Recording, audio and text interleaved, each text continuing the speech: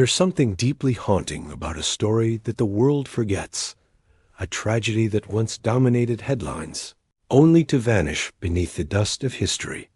Some crimes fade because time dulls the horror. Others, because remembering them feels too uncomfortable. But the murder of Harry Fragson was never ordinary. He was adored, celebrated, a man whose songs filled the grandest music halls of Europe with laughter and light. And yet, one cold December night in 1913, that light was brutally extinguished in his own home by someone he trusted. The public gasped, the press went wild, and then silence, as if the entire city agreed to forget. But when you look closer, the story refuses to stay buried.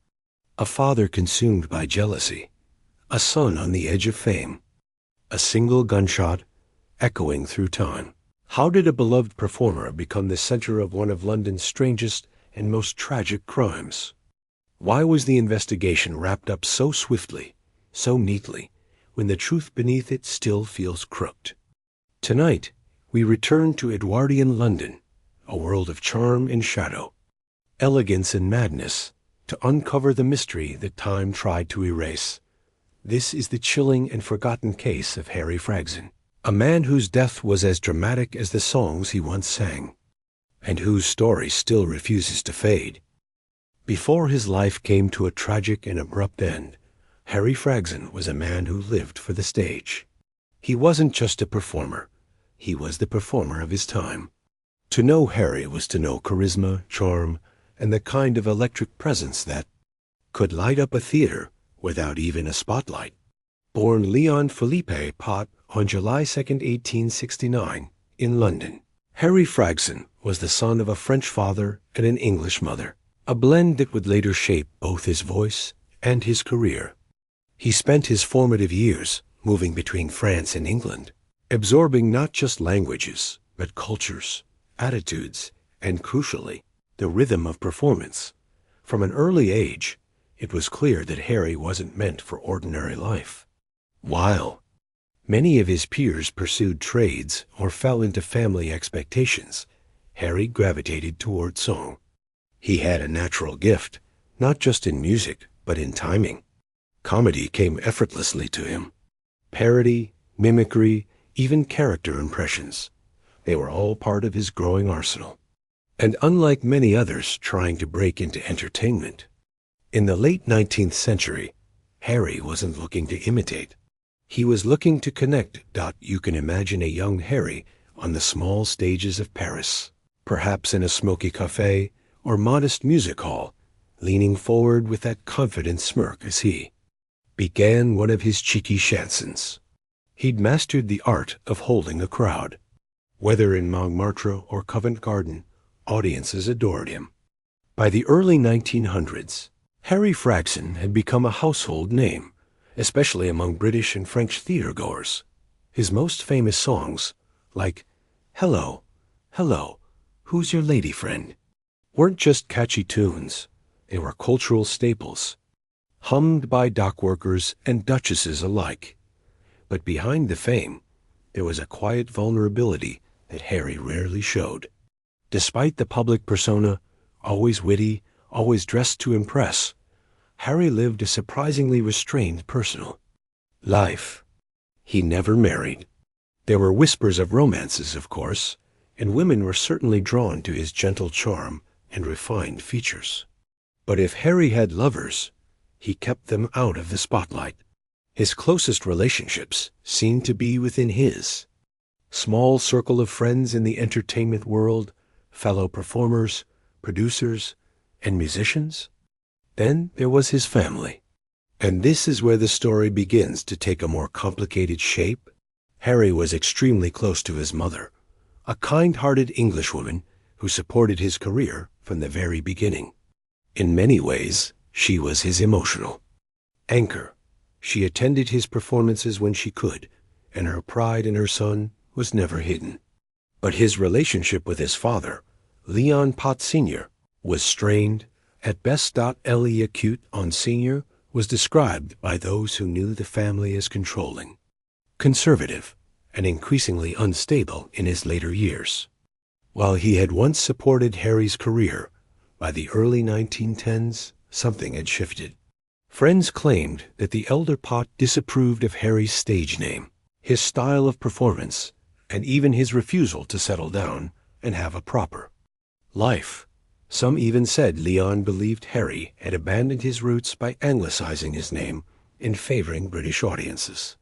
Whether jealousy, mental decline, or unresolved resentment, there was clearly tension between father and son. But Harry didn't speak publicly about family troubles. He remained focused on his career and continued to dazzle on both sides of the channel. In 1913, at the height of his fame, he was preparing for new performances and expanding into songwriting. It was a golden period for him, and all signs pointed toward even greater success. If you'd met Harry Fragson in the months leading up to his death, you likely would have described him as a man who had everything: talent, fame, financial success, adoration from crowds, a bright future still ahead. But even with all of that, he remained somewhat of a mystery. He didn't give interviews often. He rarely spoke about his personal life, and when he did, he was cautious, as if he knew something fragile was always waiting just behind the curtain. We often think of true crime as something that happens to ordinary people, to those who live quiet, unnoticed lives. But sometimes tragedy creeps into the world of the extraordinary. Sometimes even the brightest stars can be pulled into darkness, not by strangers or random acts, but by those closest to them, not in Fragson's case, the shadows who are growing quietly. Inside his own home, in the form of a father whose mind had begun to fracture, and whose resentment was becoming harder to hide. No one, not even Harry, could have predicted what would happen next. And yet, when the moment came, it would shock not just his family, but an entire nation, because on the night of January 31st, 1913, the laughter that Harry Fragson had brought to so many fell utterly silent. It was a quiet Friday evening in London. January 31st, 1913. The kind of night where the fog hangs low over the gas lamps and the streets seem to whisper with a chill. For most people, it was unremarkable. Just another winter's night. But for Harry Fragson, it would be the last evening of his life. Harry had returned to his home on Great Portland Street, a refined address in London's West End. By all accounts, he was in good spirits. He had just finished rehearsals for an upcoming music hall performance, one that was expected to draw massive crowds. In typical fashion, Harry had remained behind after rehearsal, tweaking the lyrics to a new comedic number. He was meticulous. Like that, always refining, always pushing for perfection. Around 8 p.m., neighbors later reported hearing what sounded like a light argument from inside the house. Not shouting, but tense voices. Some assumed it was just a family disagreement. Nothing out of the ordinary. But what they didn't know was that Harry's father, Leon Sr., had arrived unannounced earlier that evening. Though Leon Sr. had been living with mental health struggles for several years, paranoia, depression, and episodes of delusion. According to family friends, Harry still allowed him into his life, but the relationship had been growing more volatile. Witnesses later claimed that in the weeks leading up to the incident, Leon Sr. had been making erratic statements, accusing Harry of stealing from the family, of corrupting English society, and even of betraying his French heritage. It wasn't just irrational. It was dangerous. Shortly after 9 p.m., Harry and his father were reportedly sitting in the drawing room. A maid, whose name was never officially recorded, later stated that she had overheard Leon whispering in French something about purifying the family name. The words were unsettling. She excused herself quickly, retreating to the lower levels of the house. That would be the last time she saw Harry alive.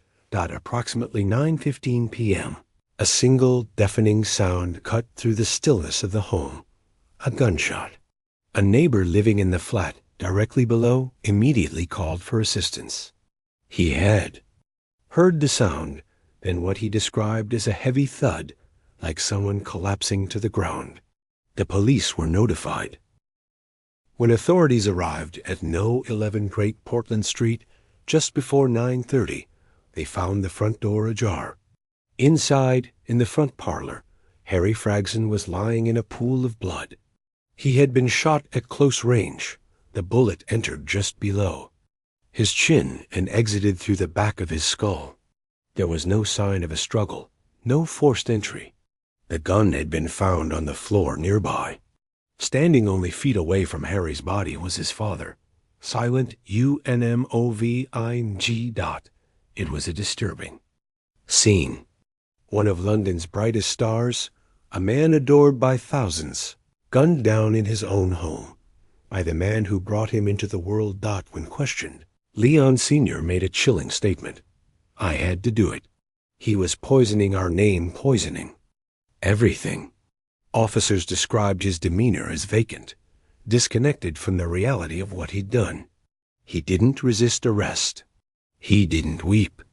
He simply sat down and waited. Word of the tragedy spread fast. By midnight, headlines were already being prepared for the morning editions. "Murder of a music hall star," screamed one paper. Another wrote, "Fragson slain by his father, a tragic end for London's favorite comedian." The public reaction was immediate and confused. Some couldn't believe it was true. Others demanded to know why. What could have driven a father to such an act? What exactly had unfolded behind those closed doors? As police began piecing together the events of the evening, more details emerged, fragments that only deepened the mystery. A neighbor claimed that Leon Sr. had been muttering to himself outside the house earlier that day, repeating the phrase, "Tonight it ends." Another acquaintance later testified that Harry had recently told a friend he was worried about his father's worsening mental health, but didn't want to cause a scene by sending him away. That decision, one made from compassion, may have cost him his life, perhaps the most unsettling detail of all. That same evening, Harry had left 2 theater tickets on the table, a gift for his father, who had once been proud to see his son perform. It's believed Harry hoped the gesture might heal their fractured bond, a final attempt at reconciliation. But the only thing his father brought with him that night was a revolver. We often talk about crime as a moment, a single point in time when something horrific occurs. But in reality, it's often the result of layers.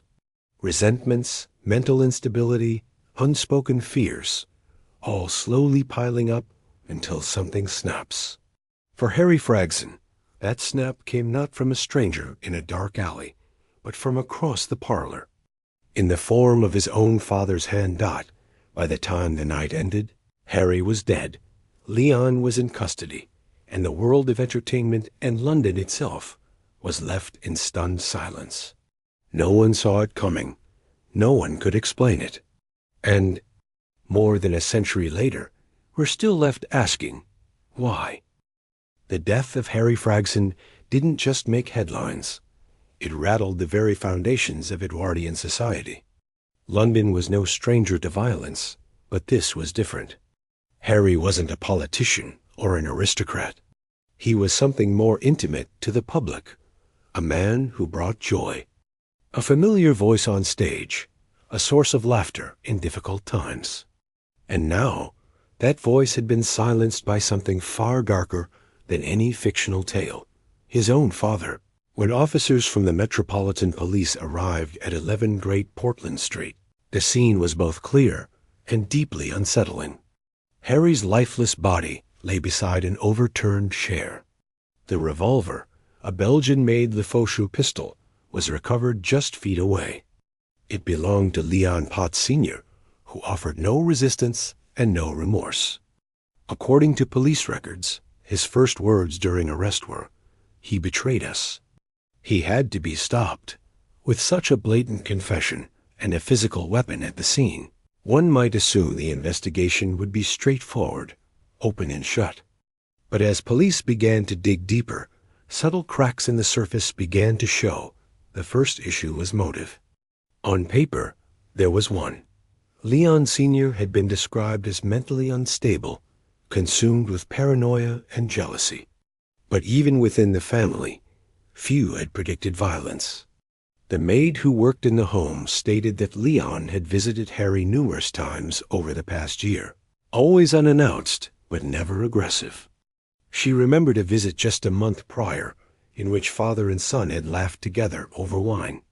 It seemed like things were improving, she told investigators. But others painted a different picture.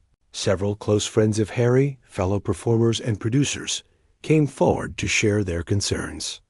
One, a stage manager at the Oxford Music Hall, reported that Harry had been visibly shaken after a visit from his father weeks before the murder. According to him, Harry said, "My father thinks I'm possessed by the English. He says I've forgotten where I come from." Another friend, composer Alfred Lester, claimed Harry had recently started locking his bedroom door at night, something he never used to do.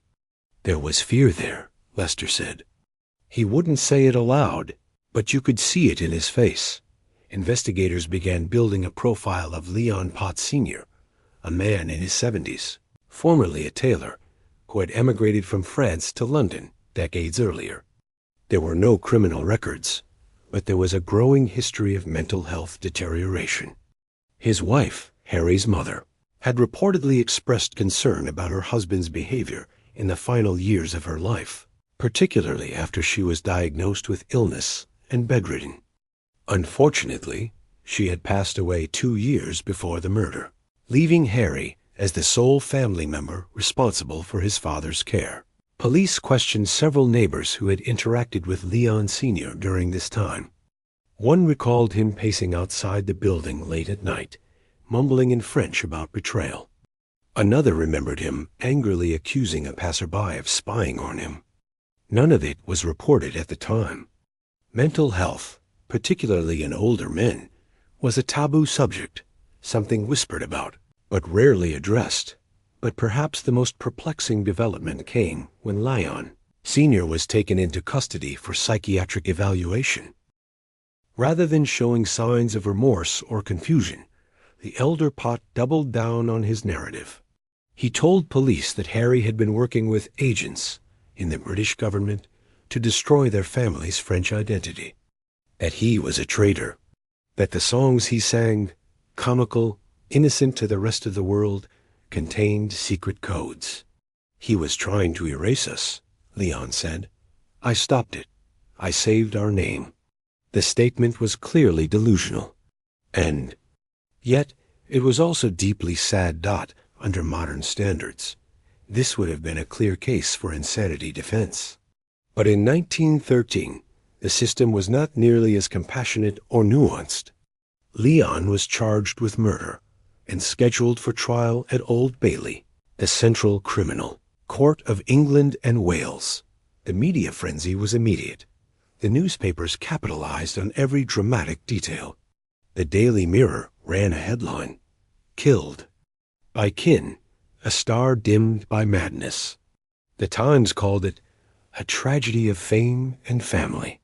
While the British press focused on Fragson's stardom and the emotional drama, American outlets picked up the story for its sheer strangeness. Fragson had performed in the U.S. before, mostly in New York, and was known among East Coast theatergoers. His death was reported in the New York Herald, which ran a column titled, "Parisian Singer Slain in London. Patricide Stuns Europe."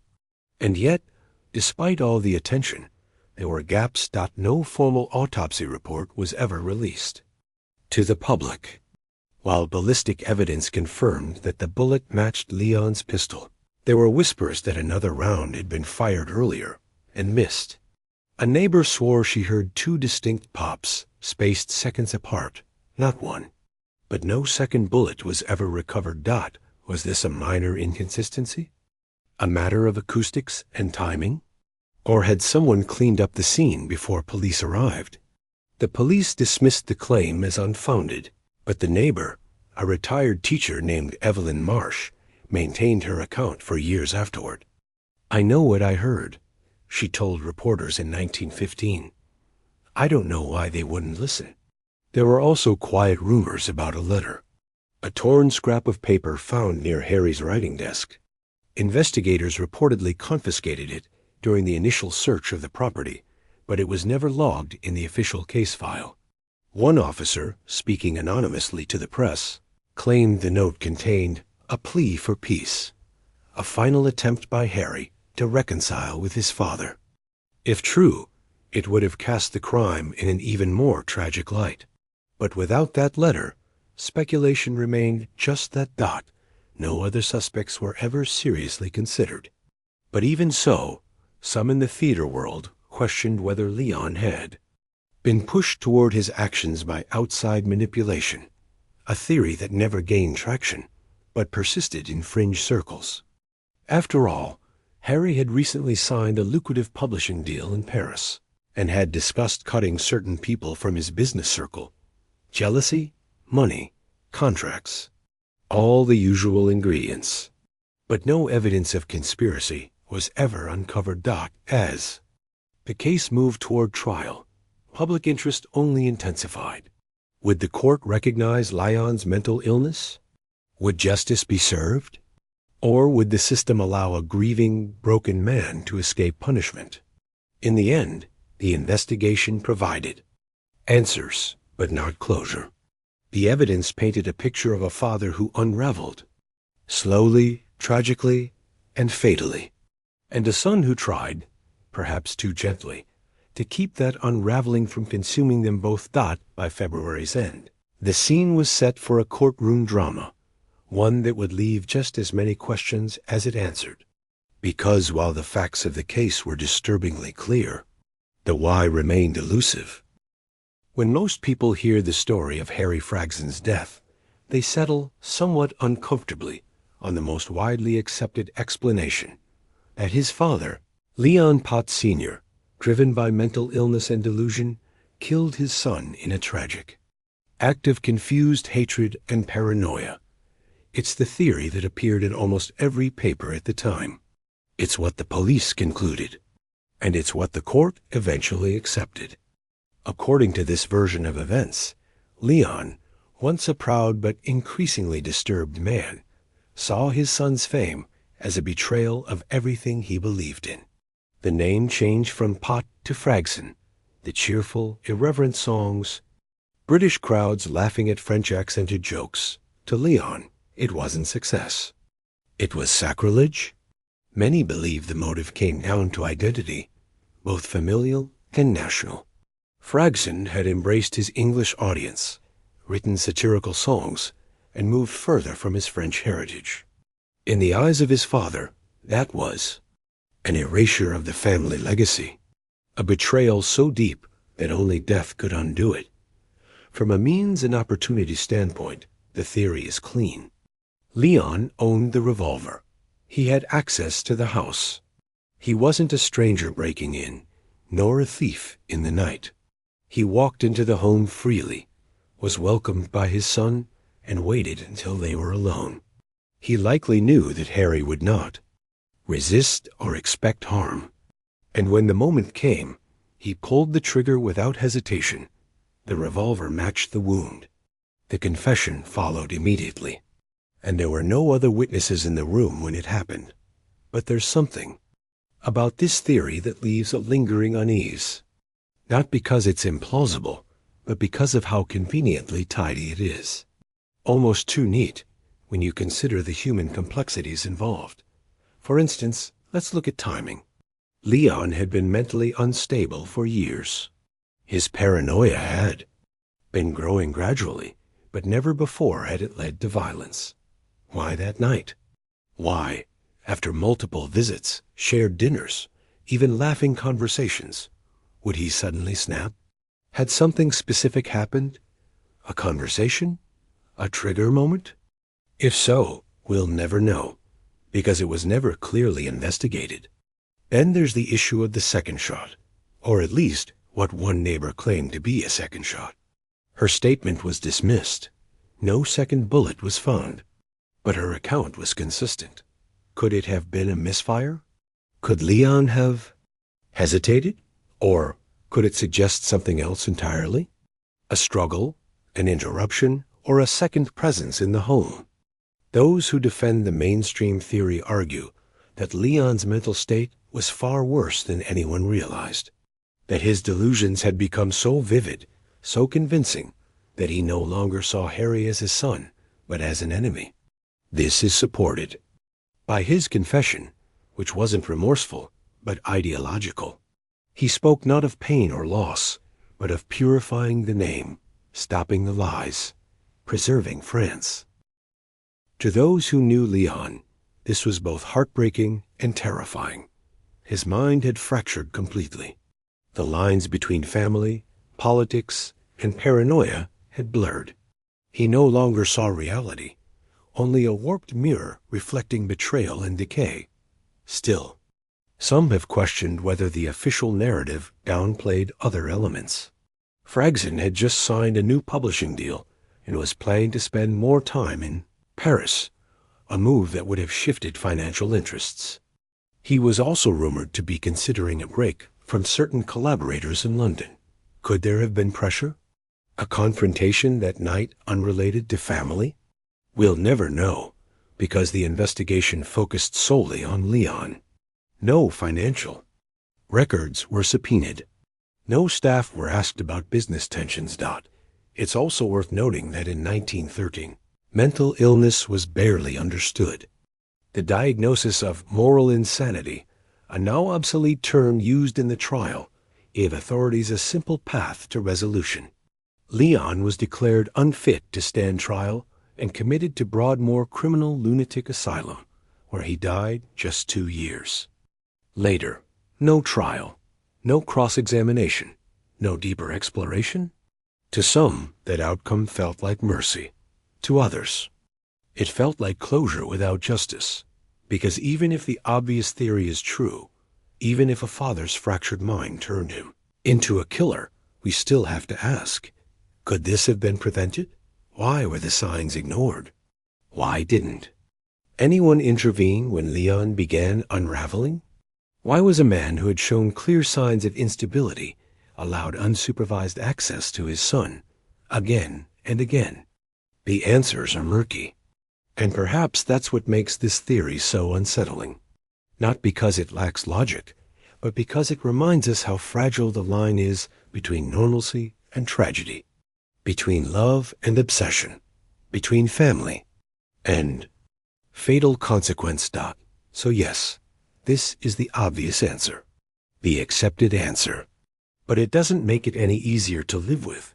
And for those who still feel that twinge of doubt, that whisper of something unresolved, there is another theory, one far less accepted, but far more chilling. Sometimes in the margins of a case, especially one closed so quickly, you find details that don't quite sit right. They linger like background noise, not loud enough to demand attention, but persistent. They whisper long after the investigation has ended. In Harry Fragson's case, there's one central truth no one disputes. His father pulled the trigger. But what if that isn't the full story? What if Leon Potts Sr. wasn't acting entirely of his own volition? Or worse, what if someone else helped shape the conditions that made murder possible? It's hard not to wonder, especially when you begin looking at the timing. In the months leading up to his death, Harry had been involved in several sensitive business transitions, including a high-profile move to split with certain French music publishers who had managed his rights abroad. According to performance records, Harry had recently regained ownership of some of his most successful songs, a financial decision that increased his profits but angered former partners, though these changes were never linked to the crime. Officially, some have speculated whether external pressure may have escalated existing tensions in the home. Could it be possible that Leon's already fragile mental state was influenced, intentionally or otherwise, by those with something to gain? There were whispers, though mostly behind closed doors, that someone had been feeding Leon misinformation. that pamphlets and anonymous letters had appeared in the days before the shooting, suggesting that Harry was scheming against his own family, that he planned to cut ties completely and abandon his father in London. Nothing concrete was ever found, and police made no mention of such materials in their reports. But one friend, composer Paul Cazeneuve, said privately that Leon had begun parroting strange ideas that he claimed came from reliable friends of the family. Were those just hallucinations? Symptoms of psychosis? Perhaps. But the idea that outside voices may have manipulated Leon's delusions is chilling, not because it shifts the blame entirely, but because it raises the possibility that this wasn't just a tragedy of mental illness. It may have also been a case of quiet coercion. Then there's the question of the missing letter dot, as noted earlier. A torn piece of paper was reportedly found near Harry's desk on the night of the murder, though it was never publicly released or included in official evidence logs. A detective speaking anonymously to the press described it as a note that looked like an apology or a warning. The note, if it existed, disappeared before the trial phase. No copy, no transcription, no further mention. Could it have contained details Harry didn't want to make public? A final appeal to his father? Or, as some believe, an acknowledgement that something darker was unfolding? We may never know. But it's a gap in the timeline, a missing voice from the victim that complicates the clean narrative presented in court. And then there's the shot itself. While the official record states that one bullet was fired, a neighbor, Evelyn Marsh, insisted she heard two distinct gunshots, seconds apart. Her testimony was brushed aside. Police believed she may have misheard, confused by echoes. But Evelyn stood by her account until her death. "I heard it clearly," she said in a 1915 interview. "One shot, then silence. Then another. It's possible the first was a misfire, or that Leon had fired into the air before turning the gun on his son. But if there were two shots, that means there may have been a pause, a moment between intent and action, which raises the question, what happened during that pause? Did someone try to intervene? Did Harry try to speak, reason, or defend himself? Or did someone else enter the room? It's important to note that no fingerprints were ever recorded on the revolver. In 1913, fingerprinting wasn't widely applied in all investigations, especially not in domestic murders where motives seemed obvious. But it's still strange. The weapon was recovered, but no effort was made to verify whether Leon was the only one to handle it. Which brings us to the most unsettling possibility of all. Could someone else have been present that night? Someone who left no trace? There are no witnesses to support this idea, no evidence of forced entry. But the door was found unlocked when police arrived. The maid, who had been downstairs, claimed she heard voices, but couldn't say for certain who was speaking. Could a third party have visited briefly, then disappeared before the authorities arrived? Someone who wanted the public to believe this was a tragic father-son confrontation? We can't say. And that's the hardest part of a case like this. The lack of answers isn't confirmation, but it's not a dismissal either. It leaves just enough space for doubt to settle in. Even if we return to the simplest version, a delusional father, a trusting son, a moment of madness, we're still left with the emotional weight of how preventable this might have been. And if the darker theories hold any truth at all, if Leon was manipulated, if someone fanned the flames of his paranoia, then Harry wasn't just a victim of mental illness. He was the target of something far more calculated, and we may never know who or why. In the days that followed Harry Fragson's murder, London grieved, publicly, loudly, and with disbelief. Theaters dimmed their lights. Fellow performers stood in silence before each show. Thousands attended his funeral. His music, once a symbol of laughter and lightness, suddenly felt like a ghost echoing from a past too painful to revisit. But the investigation, as intense as it had initially seemed, came to an abrupt halt. Within 2 weeks, Leon Pott Sr. was officially deemed unfit to stand trial, diagnosed with what was then broadly called moral insanity, a term applied to individuals suffering from delusions, paranoia, or cognitive decline. He was committed to Broadmoor Criminal Lunatic Asylum, a high-security psychiatric hospital located west of London. He remained there until his death in 1915, just 2 years later. No trial, no public examination of motive, no further inquiry into the strange inconsistencies that still shadow the case. And just like that, the curtain fell. At first, the public demanded more answers. Letters flooded the editorial pages. Why had there been no inquest into Harry's mental state leading up to his death? Why wasn't more done to understand Lyon's behavior, or the possibility that others may have influenced him? Why was there no explanation given for the missing note, the unexplained second gunshot, or the fact that no autopsy report was ever made public? But as the weeks turned to months, the outcry faded. The world, already teetering on the edge of war, soon found itself consumed by global conflict. By 1914, the assassination of Archduke Franz Ferdinand would ignite a firestorm that left stories like Harry's, even ones that had once gripped the front pages, buried beneath the rubble of history.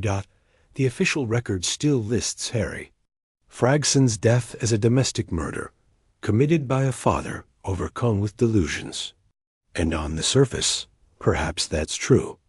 But the trail of inconsistencies has never been fully explained. The letter that was reportedly found and then vanished. The second gunshot heard by a neighbor and dismissed by investigators. The lack of fingerprints, even though the weapon was recovered at the scene. The business conflicts, the whisper campaigns, the abrupt drop in press coverage. All of it remains unresolved. It's not that the case wasn't technically closed. It was. It's that it was closed too quickly, too neatly, without letting the deeper questions breathe. And in doing so, it became one of those tragic stories that evaporates into time, leaving only speculation and shadows behind. For those who knew Harry personally, the emotional toll was devastating. His closest friend, Alfred Lester, never performed Fragson's songs again. Marie Lloyd, a music hall legend and former collaborator, reportedly wept backstage every time someone mentioned his name. In a letter to her manager, she wrote, "There was kindness in him that didn't belong to this world. He didn't deserve that end.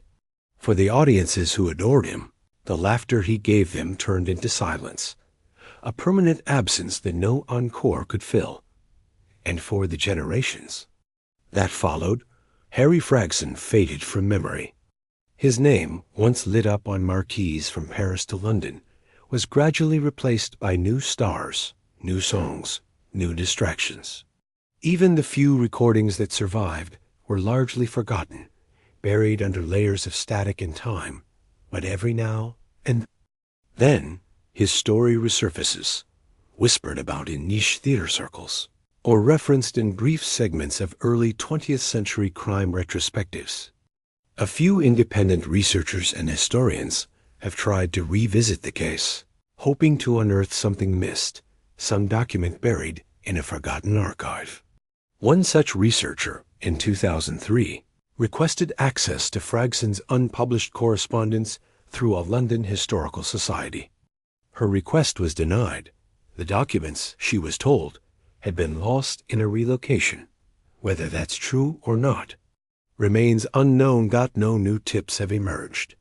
No modern forensic re-examination has ever been attempted. The revolver used in the murder, officially destroyed in 1926, the original case file, still sealed in partial archives, its contents redacted in later years for reasons never fully explained. And so, the trail, once so visible, so shocking, has gone cold, but not forgotten, because when you strip away the headlines, the theories, and the silence that followed, you're left with one simple truth. A man loved by thousands died alone, at the hands of the person he trusted most. Whether madness, manipulation, or something even darker led to that moment, we'll likely never know. And maybe that's what makes this story so quietly haunting. Not because it's full of dramatic twists, but because it ended just before. The real questions could be asked. Like a play with no final act, a mystery with no conclusion. A voice that once filled crowded halls, now lost in the hush of history. But if you listen closely, you can still hear it, faint, distant, echoing, from a time long gone. When we think about tragedy, it's easy to get caught up in the mystery, the questions, the motives, the theories. But behind every unsolved case, there's a life that was interrupted. A person who laughed, who loved, who created beauty in the world, and whose story was never given the ending it deserved. Harry Fragson wasn't just a victim. He was a pioneer in entertainment, a man who made people smile during a time when the world felt cold and gray. He blended cultures. Through music, he defied conventions with grace and subtle rebellion. And most of all, he gave people something to hold on to, a moment of light in the dark. But even light has shadows. What happened on that quiet January evening in 1913 still doesn't sit right. Was it simply the tragic culmination of a father's mental collapse? Or was there more to the story, something unspoken, hidden between the lines of archived files and hastily written police reports? Because the truth is, some things never quite added up. The inconsistencies, the missing evidence, the silence that followed. It's hard not to wonder if Harry hadn't been famous, if he hadn't challenged societal norms, would his death have been handled differently? Would his story have echoed longer? Would justice have been pursued more thoroughly? And what about the questions we're still left with? What was in the note that vanished? Why were there 2 shots heard, but only 1 body found? Why was the case shut down so swiftly, with barely a whisper of challenge? Maybe we'll never know. Maybe the answers are buried in time, tucked away in a forgotten file cabinet, or lost forever to a system that didn't see value in asking more. But the haunting part isn't just that we don't have the answers. It's that we stopped looking. Harry Fragson's name may have faded from marquees, but his voice, in some ways, still lingers. On grainy recordings, in old songbooks, in the memory of a performance world that once adored him. He deserved better, not just in life, but in death.